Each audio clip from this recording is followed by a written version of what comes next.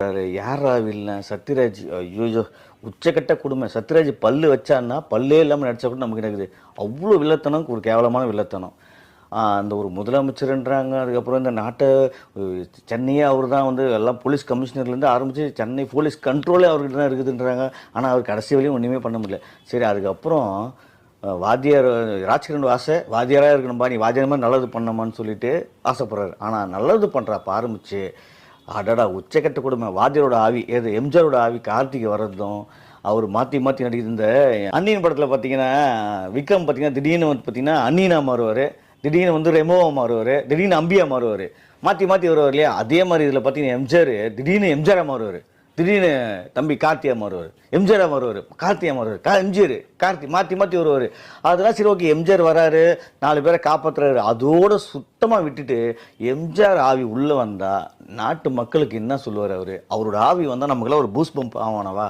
அதெல்லாம் சுத்தமாக விட்டுட்டு வராரு. ஒரு 4 நைட்டு குதிரில் வருவார், 4 பேரை காப்பாற்றுவார், 4 டைலாக் அடிச்சுட்டு போயிடுறாரு. இதை மட்டுமே நம்பி எம்ஜிஆரோட ஆவியை வர வச்சு எம்ஜிஆருக்கே நீங்கள் துரோகம் பண்ணியிருக்கீங்க பாரியா, உச்சக்கட்ட துரோகம் அது. ஆனால் உண்மையிலே எம்ஜிஆர் ஆவி வருதுன்னா அதில் எவ்வளோ அழகான காமெடி விஷயங்கள் இருக்குது, நல்ல விஷயங்கள் இருக்குது.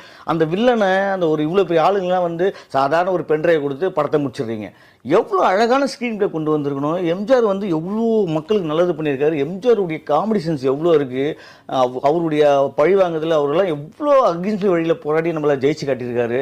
அவருடைய வரலாறுலாம் எவ்வளோ, அவர் ஆவி வர வச்சு இவ்வளோ கேவலமான படத்தை கொடுத்த நம்ம நலன் குமாரசாமிக்கு மேலே ஐயோ, இதுக்கு மேலே ஒன்றுமே சொல்ல முடியல.